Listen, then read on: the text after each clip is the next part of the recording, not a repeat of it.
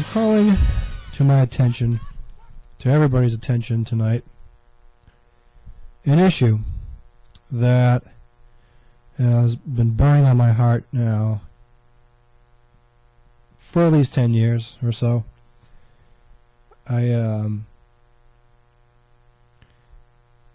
had a lot of heart for the issue. I've had a lot of passion for it, and there have been horrible statistics that have rised on this issue, and it seems like very little is being done about it, and I'm hoping to make an impact, and a real hard impact,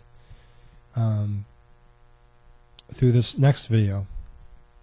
And I'm calling out on the issue of divorce. Now, I'm sure that when people get married, especially the day of your wedding day, all that you can think about is how wonderful that other person is, how wonderful this person is going to complete you, and I could go on, and I think it's pretty obvious. You know, on a wedding day, you're going to see the bride and groom kiss, and supposedly they're going to live happily ever after.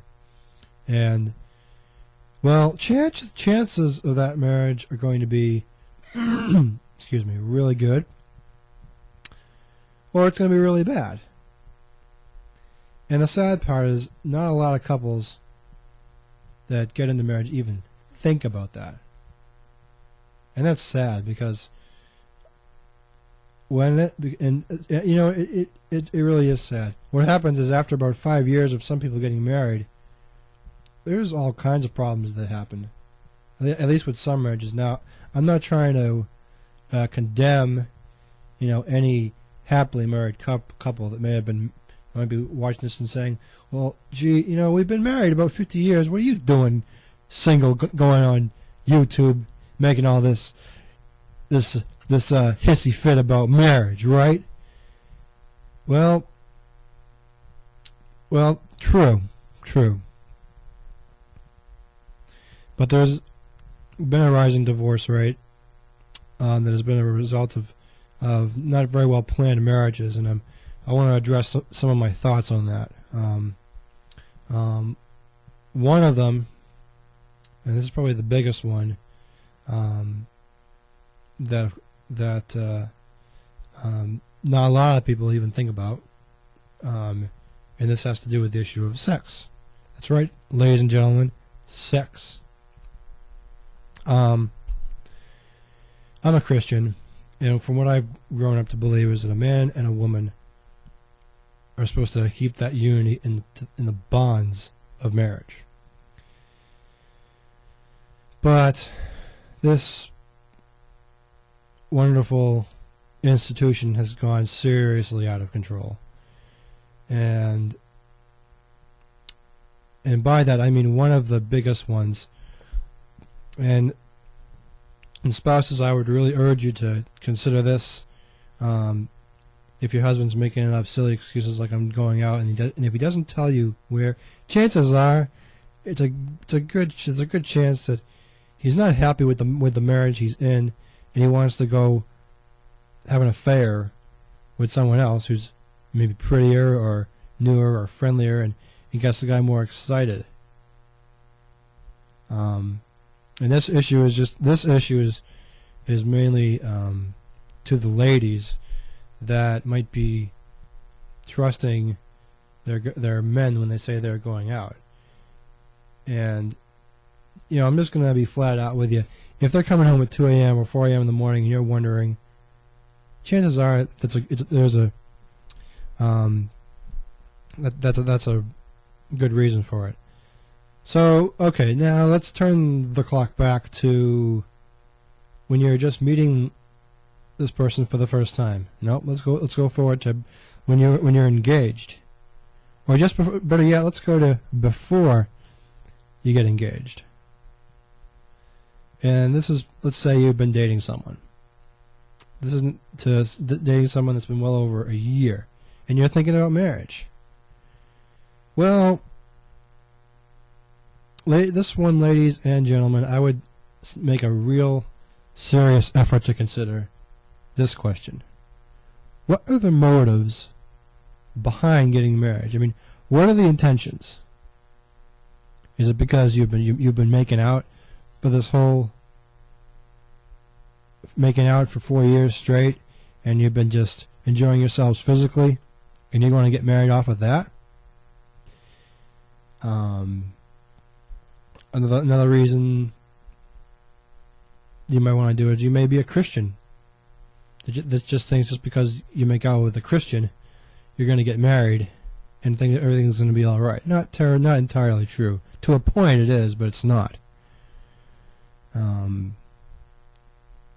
Point blank, what I'm trying to say is I think divorce is a horrible thing. It's a horrible, horrible thing, and it breaks the hearts of the ladies more, gentlemen, than you can ever possibly imagine.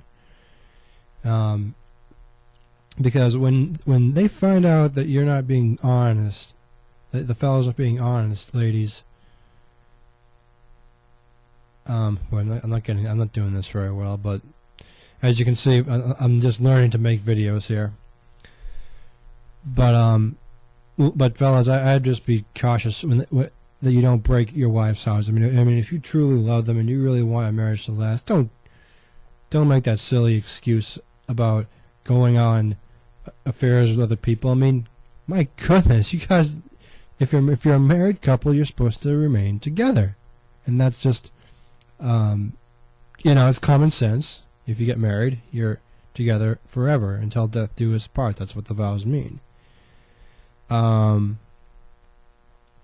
getting back onto the topic of divorce, the reason that I believe it's happening has to do with obviously the issue of sex in affairs. Another reason that it happens is because a lack of communication. Some couples just fight. Another one could be that the husband may care less about the fact that there's kids involved, especially if you're a single mother and you're marrying someone. If you're a single mother,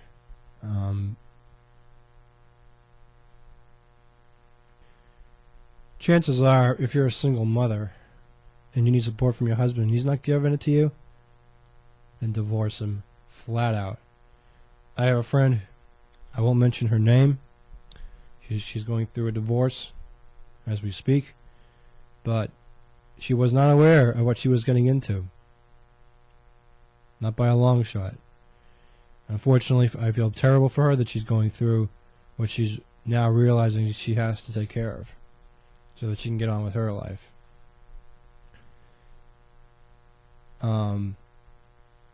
Now, we're just under about 4 minutes. I'm going to probably have this video split up into about 3 different segments. But this first video really addresses my overall thoughts. And I want to take these last few minutes to put some biblical principle onto how I think the divorce can be stopped. The divorce rate can go down. I've heard it said, and I'm sure a lot of Christians will agree, that the divorce rate is stronger with Christians that divorce, and not so with un-Christians. Now, most of you that are watching this probably because you're hoping to marry someone that's going to marry you for you, and they're not going to play games. This is something that women all over the internet dating scene talk about a lot. They don't want to play games. Nobody does. I don't. It's a waste of time. So here's a suggestion that I have for those of us that are Christian and we're trying to find our perfect mate. I would not try to marry someone just because you want to marry the person. Early on in your dating, early on when you meet, the foundation has got to be focused on Jesus Christ